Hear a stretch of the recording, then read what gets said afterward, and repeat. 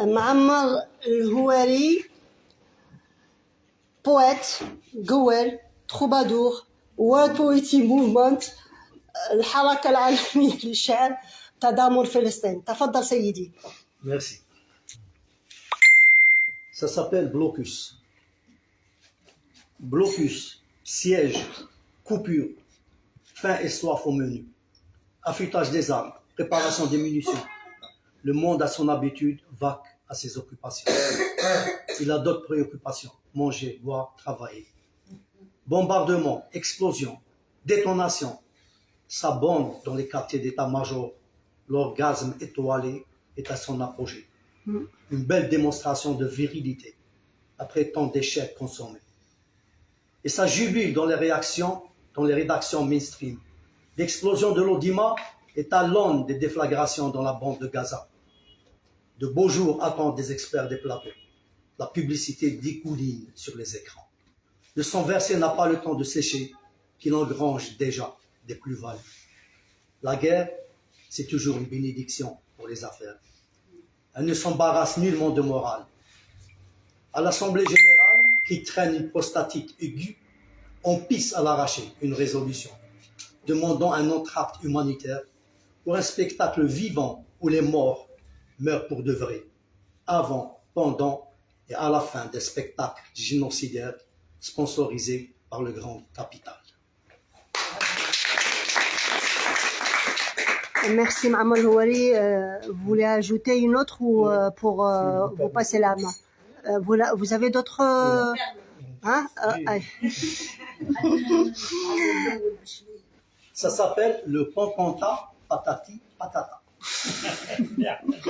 Je choisis mon camp, mais sans pour autant abandonner mon campement. Loin du champ de bataille, à l'abri d'un tir d'obus ou d'une balle perdue, je peux observer sans faille l'évolution des hostilités pour en tirer le meilleur parti. Cependant, j'assure mes arrières en prenant les devants. Je condamne la violence d'où qu'elle vienne. On est quand même humain avant tout. Et à l'avenir, personne ne pourra me reprocher de n'avoir pas émis un avis sur ce pestiféré conflit, qu'on pensait pourtant avoir enterré. Et qu'il soit dit en passant, toute opinion contraire à mon point de vue, qui émanera de la rue, sera livrée à la merci de mon glaive de fer. La paix est à ce prix, n'est-ce pas, mes chers sujets? Bravo. Ma'amar Houari, World Poetry Movement, le mouvement international politique Solidarité Palestine. Allez-y, fata. Bon, c'est un poème qui s'appelle Les rendez-vous prêchant. Prologue. Dans les décorums orientalo-loufoques, tout est à la hauteur de la folie des grandeurs, des grandiloquents seigneurs. Récit. Ils sont venus, ils sont tous là, dans leur tenue d'apparat, les syndiqués de la confrérie du prêchant. Ceux du levant, ceux du couchant, les ex-frères ennemis et les néo-faux-frères, tous enfin réunis pour la cause sacrée. Ah, la belle affaire. Passé le seuil de Salam Alek, ronron les discours creux et les ineffables vœux pieux. On part au plus pressé, les lincelles blancs, messages de paix pour le loup gris, ornés de prières sentières, sont expédiés au pied levé pour les futures victimes des dommages collatéraux. Une belle promesse de funérailles pour la résistance palestinienne face à la répression sanguinaire des spoliataires. Épilogue. Avec la conscience du devoir accompli, ils iront sermonner leurs ouailles sur les valeurs ancestrales de la communauté des croyants. Bravoure, honneur et fraternité.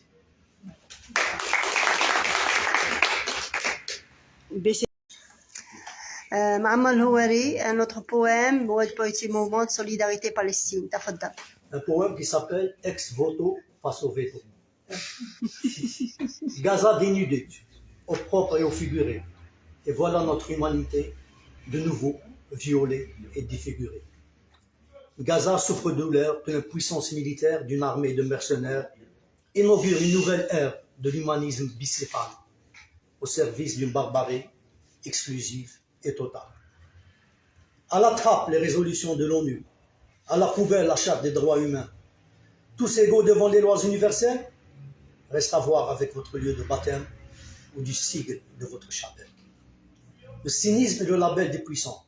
Ils instrumentalisent les lois selon leurs intérêts étroits. Bien à l'abri dans le bunker doré, ils peuvent se permettre de prendre de haut des cris de détresse qui font face aux bouches de feu. Quand on n'a jamais connu les bombardements, on fait la sourde oreille à l'appel du cessez-le-feu, en brandissant le droit suprême du veto. Un autre leçon. Horia Miskina, Léonore Ponga, déchiré. Ça s'appelle le cynisme des marchands de canons. Pour les marchands de canons, c'est toujours le grand boom. Les carnets de commandes sont bien charnus et les bénéfices explosent sur les comptes offshore. À la bourse des valeurs, la guerre est très bien cotée. La matière première pour l'alimenter est disponible à volonté. Il n'y a pas de vide profit. C'est avec la fauchesse qu'on se fait beaucoup de blé. Et puis, les hommes restent de grands enfants, se battre leur passe-temps de prédilection. Ouais. Sur un ring ou sur une ligne de front, ils aiment être champions ou mourir en héros. La gloire est à bout portant.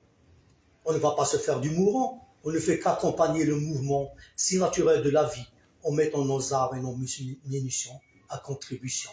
Et à ce titre, nous méritons le Nobel de la paix.